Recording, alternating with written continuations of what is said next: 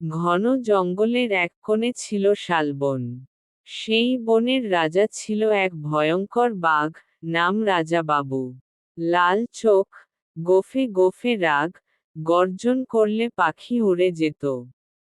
আর সেই বনেরই এক কোণে থাকত এক বিশাল ভাল্লুক, নাম বুদ্ধু। বুদ্ধুর চেহারা ভয়ঙ্কর হলেও মাথাটা ছিল একেবারে উল্টো।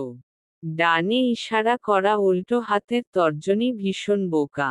ডানে ইশারা করা উল্টো হাতের তর্জনী আবার ভীষণ মজার। সে সারাদিন খাওয়া, ঘুম আর অদ্ভুত চিন্তাভাবনা করতেই ব্যস্ত। একদিন সকালে বুদ্ধু ভাল্লুক গুনগুন করতে করতে হাঁটছিল, হু হু হু, আজ মধু খাবো, আজ মাছ খাবো, আজ কিছুই না পেলে গাছ কামড়াবো। ঠিক তখনই ঝোপের ভেতর থেকে গর্জে উঠল, এর থেকে বড়, ওই ভাল্লুক। দাঁড়া!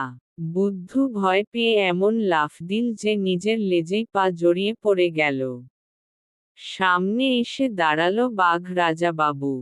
এই জঙ্গলে আমি রাজা, আর তুই আমাকে দেখেও সালাম দিলি না?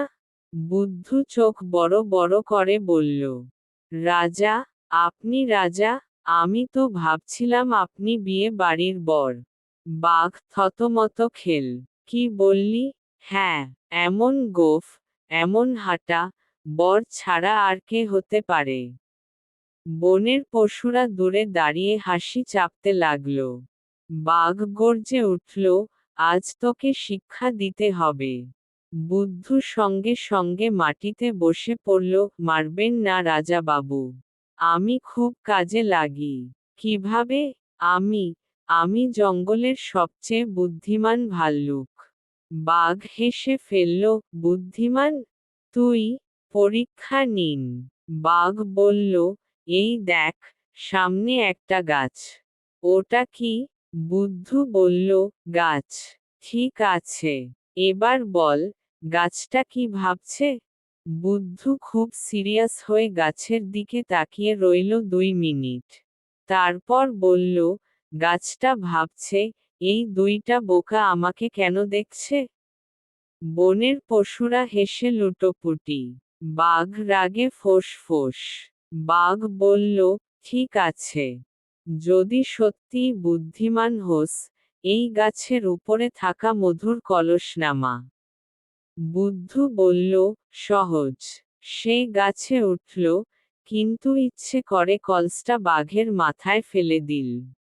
মধুর পাত্র ধপাস। বাঘের মাথা থেকে মধু ঝরতে লাগল। বুদ্ধু নিচে নেমে বলল, দেখলেন? আমি নামাতে পারি। বাঘ রাগে কাঁপতে কাঁপতে বলল, এটা তো দুর্ঘটনা। দুর্ঘটনাও বুদ্ধির ফল। বাঘ ভাবল, একে এভাবে ছাড়লে চলবে না। সে বলল, ঠিক আছে, আজ রাতে আমার সঙ্গে খাবি। বুদ্ধু খুশি, ওহ, রাজা নিজে দাওয়াত। রাতে বাঘ ইচ্ছে করে বুদ্ধুকে বেশি বেশি ফল আর মধু খাওয়াল। ফলাফল, গা বমি করা মুখ, বুদ্ধুর পেট এমন গড়গড় করতে লাগল যে পুরো জঙ্গল কাঁপছে। বুদ্ধু বলল, রাজা বাবু, আমার পেটের ভেতর বোধহয় ভূমিকম্প। হঠাৎ বুদ্ধুর পেট থেকে এমন শব্দ বেরোল, ধ্যাই।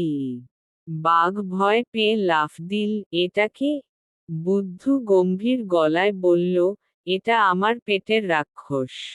খুব রেগে গেলে সে মানুষ নয়, বাঘও খায়। বাঘের মুখ ফ্যাকাশে।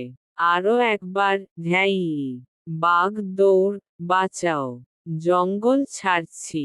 পরদিন সকাল। সব পশু জড়ো। খবর ছড়িয়ে পড়েছে, ডানে ইশারা করা উল্টো হাতের তর্জনী বাঘ পালিয়েছে। ডানে ইশারা করা উল্টো হাতের তর্জনী ভাল্লুক বুদ্ধু এখন জঙ্গলের সবচেয়ে ভয়ঙ্কর প্রাণী। বুদ্ধু গাছের নিচে বসে মধু খাচ্ছে।